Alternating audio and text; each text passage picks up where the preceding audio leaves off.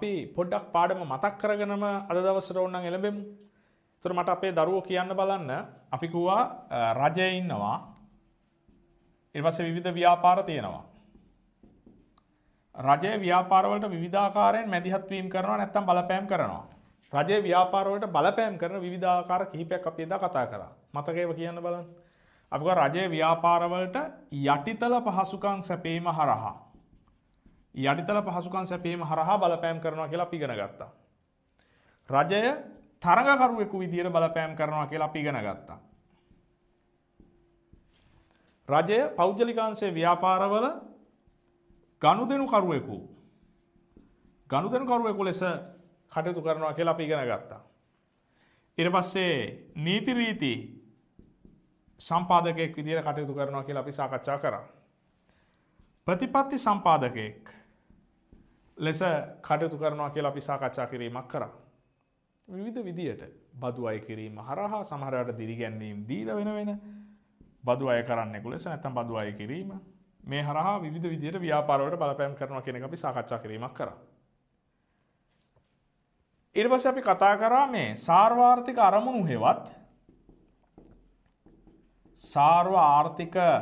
අරමුණු හේවත් අපි කිව්වා මේකට රජයක අරමුණු කියලා.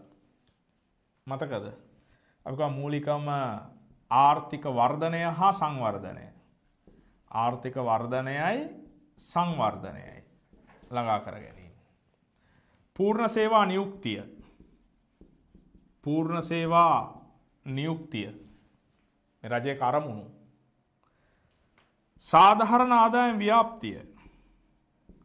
සාධාරණ ආදායම් ව්‍යාප්තිය. ආර්ථික ස්ථායීතාව මේක අපි කොටස් දෙකකට බෙදුවා. මතකයි කියන්න. අභ්‍යන්තර මිල ස්ථායීතාව සහ බාහිර මිල ස්ථායීතාව කියලා. ඊට පස්සේ අපි කතා කරා යහපත් අන්තර්ජාතික වෙළඳාම. ඊට පස්සේ මේ රජයේ මේ අරමුණු ටික ළඟා කරගන්න ව්‍යාපාරික ප්‍රජාවට දායක වෙන්න පුළුවන් විදිය අපි කිව්වා. ඉතින් මේවා කරන්න අපි කො සල්ලි ඕනේ. එහෙනම් හරියට බදු ටික ගෙවන්න ඕනේ. පරිසරය රැකගැනීමෙන් කටයුතු කරන්න ඕනේ. නීති රීති රකින්න ඕනේ. රජය දාන ප්‍රතිපත්ති රකින්න ඕනේ. විදේශ විනිමය උපයලා දෙන්න ඕනේ. දළදේශීය නිෂ්පාදනයේ තමන්ගේ දායකත්වය හැකියපමණ වැඩි කරන්න ඕනේ. රැකියා අවස්ථා ජනිත කළ මේ පූර්ණ සේවා නියුක්තියට දායක වෙන්න ඕනේ. ව්‍යාපාර පුළුවන් තරම් ගම් මට්ටමින් ප්‍රාදේශීය ව්‍යාප්ත කළා ඒ ප්‍රාදේශීය ජනතාවට සල්ලි යන ක්‍රමයක් හැදුවාම ආදායම් බෙදී යාමේ විෂමතාවය අඩු කරලා සාධාරණ ආදායම් ව්‍යාප්තිය ඇති කරන්න පුළුවන්.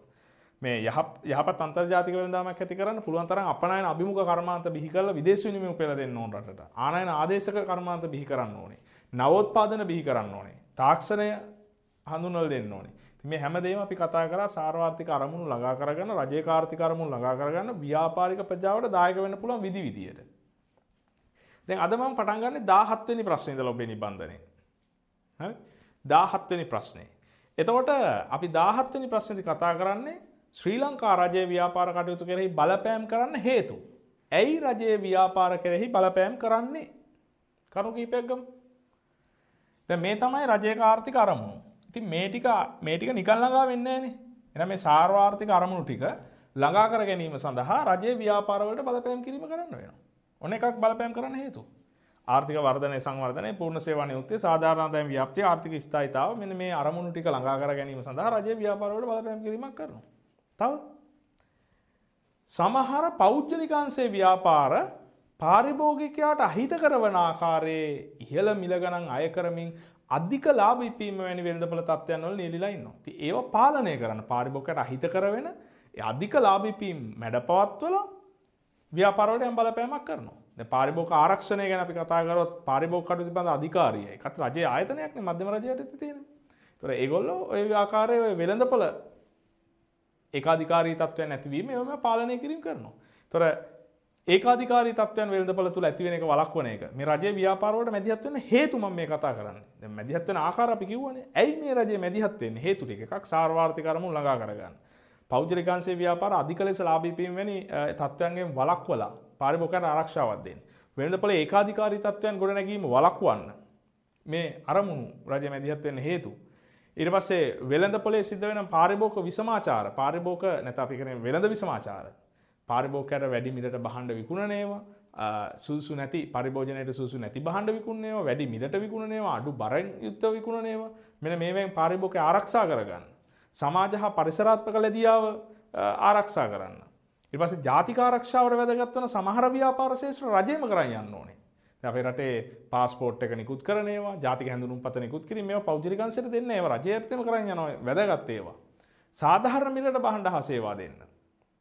ඒ වගේම රජයේ පාලනයෙන් තොරව ව්‍යාපාර කටයුතු කරන්න ගියොත් ඇතැම් විට සම්පත් නාස්තියක් වෙන්න පුළුවන්. ඒක වළක්වන්න. ඊට පස්සේ අපි ගත්තොත් පොදු භාණ්ඩ හා සේවා සැපීම් කරන්න. රජයට ආදායම් ලබා ගන්න බදු අය කිරීම වගේ වහරහා. ඒතර මේ විවිධ විදියට රජය ව්‍යාපාර කෙරෙහි මැදිහත් වීමක් වෙනවා මෙන්න මේ අරමුණු ටික ළඟා කර ගැනීම සඳහා. දැන් එක සැරයක් ඇහුවා විභාගෙදි මෙන්න මෙහෙම එකක්. දැන් මම ඔය කතා කරේ රජය මැදිහත් වෙන්න හේතු ව්‍යාපාර වලට. දැන් මෙතන මේ යහපත් අන්තර්ජාතික වෙළඳාම හේවත් ආර්ථික ස්ථායීතාව කියන දෙකේදීම අපි කියන්නේ පුළුවන් තරම් අපනයන වැඩි කරලා ආනයන අඩු කරලා ගෙවුම් ශේෂය යහපත් කරගන්න කියලානේ. ඒකත් වැදගත්. අනිත් පැත්තෙන් ආයෝජන. දැන් මේ යහපත් ආර්ථික ස්ථායීතාව තියන් යන්න නම් අපිට අවශ්‍ය වෙනවා මේ බාහිර මිල ස්ථායීතාව කියන එක. බාහිර මිල ස්ථායීතාව කියන එකේදී කියන්නේ ව්‍යාපාරයේ ඒ කියන්නේ බාහිර මිල ස්ථායීතාව කියන එකේදී අපි කතා කරන්නේ විදේශ විනිමය අනුපාතය යම් ස්ථාවර අගයක තියාගන්න එකක් ගැන. එතකොට අපිට ආයි කතා කරන්න පුළුවන් මේ විභාගෙදිත් අහුව අවස්ථා කිහිපයකදී විදේශ ආයෝජන මේ බලන්න.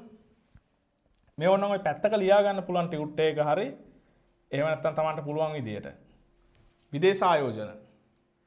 විදේශ ආයෝජන අපිට කොටස් දෙකකට බෙදෙත හැකියි. මේවා බලා ගන්න.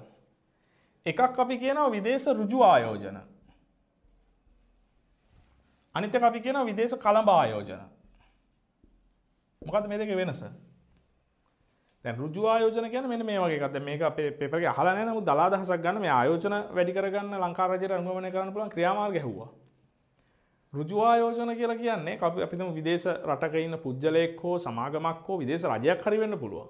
මෙහෙ ඇවිල්ලා ලංකාවට ඇවිල්ලා ලංකාවෙන් අපෙන් ඉඩම් අරගෙන ඉඩම් එක සමහරක් විට බදු ගිවිසුමක් යටතේ බහලා ඇති 99 අවුරුදු බදු ගිවිසුම් කියලා ඒ විදිහට ලංකා රජයෙන් බද්දට ඉඩම් අරගෙන හෝ එහෙම නැත්නම් දීපල ඒගොල්ලන්ට පවරගෙන ඒගොල්ලෝ මෙහෙ කර්මාන්තශාලා ආරම්භ කළා මෙහෙ යම් නිෂ්පාදන කටයුත්තක් සිදු කරනවා. ඒතර টොප් මැනේජ්මන්ට් එකට සමහරක් විට ඒගොල්ලෝගේ රටවල වල කට්ටිය එනවා. අර පහළ කම්කරු රැකියාවේ මේවා ටිකක් සමහරක් විට අපේ රටේ මිනිස්සුන්ටත් හම්බ වෙනවා. ඒතර මෙන්න මේ ආකාරයට ලංකාවේ ඇතුළට ඇවිල්ලා ෆැක්ටරි ඇරලා මේ කර්මාන්තශාලා දාලා මේ විදිහට වැඩ කරන් යන එකට අපි කියන්නේ විදේශ ඍජු ආයෝජනය. දැන් කවුරු හරි කෙනෙක් ඒ තරමට කැමති නැත්නම් දැන් විදේශ ඍජු ආයෝජන තමයි රටකට වඩාම වැදගත් වෙන්නේ. එහෙම නැත්නම් විදේශ රටකට හෝ විදේශ ජාතිකයෙක්ට එහෙම නැත්නම් විදේශ සමාගමකට පුළුවන් එහෙම නැතුව දැනට අපේ රටේ ව්‍යාපාර පටන් අරන් කරන් යන ඒවා තියෙනවනේ. ඒ කරන් යන සමාගම් වල කොටස් වගේ දේවල් විකිනනෝනේ කොළඹ කොටස් වෙළඳපොලේ. කොටස් වෙළඳපොළ හරහා සමාගම් වල අයිතිය මිලදී ගන්න පුළුවන්. කොටස් මිලදී ගන්න පුළුවන්. අන්න ඒවා තමයි අපි කියන්නේ කලඹ ආයෝජන කියලා. ඒතකොට රටක් විදිහට අපිට අපේ ආදායම් වැඩි වෙලා විදේශ විනිමය වැඩිපුර අපිට ලැබිලා ඊට පස්සේ අනිත් පැත්තේ අපේ රැකියාව අවස්ථා ළඟා වෙලා මෙන්න මේ කියපු ආර්ථික අරමුණු ගොඩක් අපිට ළඟා කරගන්න පුළුවන් මේ විදේශ ඍජු ආයෝජන නිසා. හරි? කොහොම හරි කමන්නේ මේ දෙකටම අපි පොදුවේ කියනවා විදේශ ආයෝජන කියලා. දැන් මෙතන අහන්නේ විදේශ ආයෝජන ගැන. විදේශ ආයෝජන වර්ධනය කර ගැනීම සඳහා රාජ්‍යයකට අනුගමනය කරන්න පුළුවන් උපාය මාර්ග 4ක් අහනවා අපෙන්. විදේශ ආයෝජන ආකර්ෂණය කර ගැනීමට රාජ්‍යයකට අනුගමනය කරන්න පුළුවන් උපාය මාර්ග. ඉතින් මොනවාද? දැන් ලංකාවේ විදේශ විනිමය සම්බන්ධයෙන් පනත් තියෙනවා. විදේශ විනිමය පාලනය සම්බන්ධයෙන් වෙනම ආයතන තියෙනවා. ඒතකොට මේ නීති රීති දැඩි වෙන්න විදේශ ආයෝජකයෝ ලංකාවට එම අඩු වෙනවා. එහෙනම් අපි කරන්න ඕනේ මේ විදේශ විනිමය සම්බන්ධයෙන් තියෙන නීති රීති තරමක් දුරට ලිහිල් කරලා සීමාව ඉක්මවලා ලිහිල් කරන්න අරකයි. එතකොට අමාරු වෙයි. නීති රීති ලිහිල් කරලා විනිමය ප්‍රතිපත්ති ලිහිල් කරලා රටේ යටිතල පහසුකම් ටික හදලා වරාය ගුවන් තොටුපළ ඊට පස්සේ මේ කර්මාන්ත ශාලාවලට අවශ්‍ය විදුලිය ගන්න, ජලය ගන්න ක්‍රමවේද හදලා ඉඩම් සංවර්ධනය කළා. මේ යටිතල පහසුකම් සංවර්ධනය කළා මේ වගේ ආයෝජකයෝ ගෙන්න ගන්න ඕනේ මෙහෙට. ඔය නිදහස් වෙළඳ කලාප ක්‍රමය. ඊට පස්සේ ලංකාවේ තියෙන ඔය ආයතනයක් ඔබ අහලා ඇති ශ්‍රී ලංකා ආයෝජන මණ්ඩලය. BOI එක Board of Investment. ඊට පස්සේ නිදහස් වෙළඳ කලාප මේ වගේ ඒවා හරහා මේගොල්ලන්ට පහසුකම් දීලා ආයෝජකයෝ ගෙන්න ගන්න උත්සාහ කරන්න ඕනේ. පුළුවන් තරම් කතා කරලා මේ ඇයට එන්න යම් කාල සීමාවක් යනකම් අපි ඔයගොල්ලන්ට බදු සහන බදු විරාම දෙන්නම්. ඒ විදිහට ගෙන්න ගන්න එක. ඊට පස්සේ අපේ රටේ ඒ විදේශ කටයුතු ඇමතිවරයා, වෙළඳ අමාත්‍යවරයා, වාණිජ්‍ය අමාත්‍යවරයා විදේශ රටවල් වල ගිහිලා සමුළුවලදී විදේශ ආයෝජකයෝ ආමන්ත්‍රණය කළා. එයාට මෙහෙ එන්න පහසුකම් දෙන්නම් කියලා. අපේ රටේ රාජ්‍ය නිලධාරීන් මේ විදිහට ගිහිලා කතා කළා. මේ විදේශ ආයෝජන ප්‍රවර්ධනය කිරීමේ වැඩසටහන් ක්‍රියාත්මක කිරීම හරහා අපිට ආයෝජන මේ රටට ගෙන්නන්න ගන්න පුළුවන්. අනිත් පැත්තෙන් දැන් චීනය සහ ඇමරිකාව අතර පොඩි වෙළඳ යුද්ධයක් ඇති වෙලා තියෙන තත්ත්වයක් තියෙනවා. ඒ තුළ ඒකට ඉන්දියාවත් බලන් ඉන්නවා මොකද මේක වෙන්නේ කියලා. ඊට පස්සේ ශ්‍රී ලංකාව කියලා කියන්නේ මේ තුනේම නිකන් පහලින් ඉන්න රටක් වගේ වෙලා තියෙනවා. ඒ නිසා අපි චීනෙත් එක්ක ඕනවට වඩා සම්බන්ධතාව පවත්වන්න ගිහිල්ලා ඉන්දියාවයි ඇමරිකාවයි තරහ කරගන්නේ නැතුව. ඇමරිකාවත් එක්ක ඕනවට වඩා සම්බන්ධතාව පවත්වන්න ගිහිල්ලා චීනයයි ඉන්දියාවයි තරහ කරගන්නේ නැතුව. අපි මේ හැම රටක් එක්කම මධ්‍යස්ථ ජාත්‍යන්තර සම්බන්ධතාව. කියන්නේ අපි කාටවත් ගැති වෙන්නේ නැතුව අපි ස්වාධීන ස්වෛරී රාජ්‍යයක් විදිහට ඉන්න ගමන් මේ හැමෝත් එක්කම අපි හොඳ ආයෝජන වෙළඳ සම්බන්ධතාව පවත්වන්න යනවා. කාටවත් ගැති වෙන්නේ නැතුව. ඒකට අපි කියන්නේ මධ්‍යස්ථ ජාත්‍යන්තර ප්‍රතිපත්තියක් කියලා. අන්න ඒ විදිහට සම්බන්ධතාව ගොඩනගා ගැනීම වගේ දේවල් හරහා ඒ වගේ විදේශ රටවල් ඒ රටවල සමාගම් ආයෝජකයා හරහා ආයෝජන වෙළඳ කිවිසුම් ඇති කර ගැනීම හරහා අපේ රටට ගෙන්න ගන්න පුළුවන් ආයෝජන ප්‍රමාණය වැඩි කර ගන්න පුළුවන් වෙනවා. එහෙනම් මම ඔයාලට කතා කරේ මූලිකවම අද මේ ඔයාලට මුල් හරිය තියෙන ප්‍රශ්න වලින් අපි 17 වෙනි ප්‍රශ්නේ ඉඳලා පටන් ගන්නෙ. අපි කතා කරේ එකක් ඇයි රජය කියලා කොහොම මතකයිනේ රජය ස්තර මධ්‍යම රජය පළාත් සභා පළාත් පාලන ආයතන ඇයි රජය ව්‍යාපාර වලට මැදිහත් වෙන්නේ අනිත් පැත්තෙන් අපේ රටට එන ආයෝජන මං කිව්වා ආයෝජන විදේශ ආයෝජන කොටස් දෙකයි හැබැයි ප්‍රශ්නේ හදි විභාගෙදී එහෙම මේ ඍජු ආයෝජන කල්දා ආයෝජනද කියලා කිව්වේ නෑ විදේශ ආයෝජන කියලා කිව්වේ ඒක ආකාර දෙකයි එකක් දැනගත්තාම වැදගත් වෙනවා මේ විදේශ ආයෝජන වැඩි කර ගැනීම සඳහා අපේ රටේ රජයට අනුගමනය කරන්න පුළුවන් ක්‍රියාමාර්ග මොනවාද ඔය කරුණු ටික තමයි දැන් මේ සාකච්ඡා කිරීමක් කරේ අපි පොඩි සටහන් කර ගැනීමක් කරමු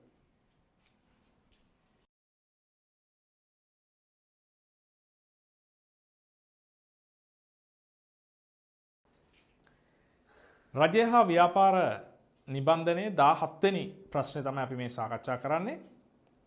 ශ්‍රී ලංකා රජය ව්‍යාපාර කටයුතු කෙරෙහි බලපෑම් කිරීමට හේතු. දැන් බලපෑම් කරන ආකාර ටික ඒ ටික අපි ඔක්කොම ගිය සතියේ කතා කිරීමක් කරා කලින් දවසේ. හරි. දැන් අපි ලියාගමු එහෙනම් ශ්‍රී ලංකා රජය ඇයි ව්‍යාපාර වලට බලපෑම් කරන්න හේතු. කෙටියෙන් කිව්වොත් සාර්වත්‍රික අරමුණු ටික ළඟා කරගන්න. ඒක විස්තරාත්මකව මෙතන කියලා තියෙනවා ලියන්න. ආර්ථික වර්ධනය හා සංවර්ධනය මොන මේ ලියන ගමන් මතක් කරගන්න රජයේ ආර්ථික අරමුණු ටිකයි මේ අපි ලියන්නේ මතක් වෙනවා ආර්ථික වර්ධනය හා සංවර්ධනය කමා පූර්ණ සේවා නියුක්තිය ආර්ථික වර්ධනය හා සංවර්ධනය කමා පූර්ණ සේවා නියුක්තිය සාධාරණ ආදායම් ව්‍යාප්තිය ආර්ථික වර්ධනය හා සංවර්ධනය පූර්ණ සේවා නියුක්තිය සාධාරණ ආදායම් ව්‍යාප්තිය ආර්ථික ස්ථායීතාව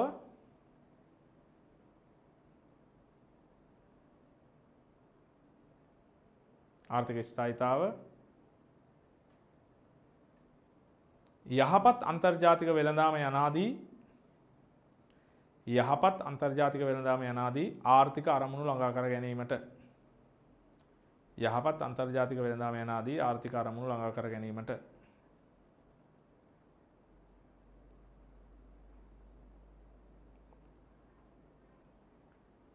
ආර්ථික වර්ධනය හා සංවර්ධනය පූර්ණ සේවා නියුක්තිය සාධාරණ ආදායම් ව්‍යාප්තිය ආර්ථික ස්ථායීතාව යහපත් අන්තර්ජාතික වෙළඳාම යනාදී ආර්ථික අරමුණු ළඟා කර ගැනීමට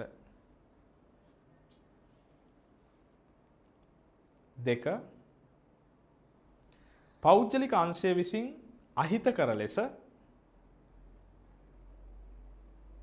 පෞද්ගලික අංශය විසින් අහිතකර ලෙස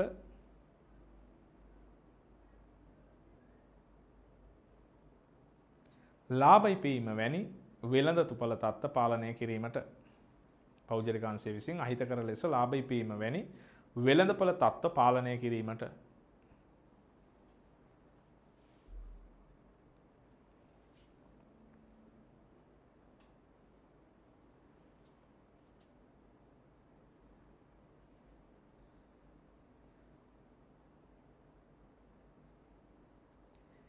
ඒකාධිකාරී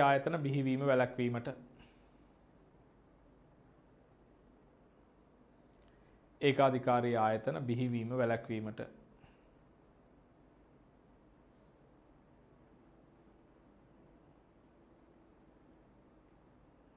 රජය ව්‍යාපාර වලට මැදිහත් වෙන්න හේතුයි අපි මේ ලියමින් ඉන්නේ.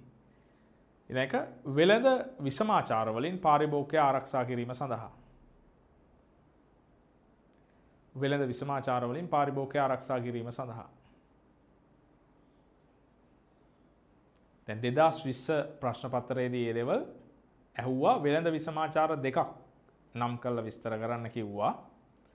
ඊට පස්සේ මේ වෙළඳ විසමාචාර වලින් පාරිභෝගිකය ආරක්ෂා කරගන්න ලංකාවේ තියෙන රාජ්‍ය ආයතන 4ක් ලියන්න කිව්වා.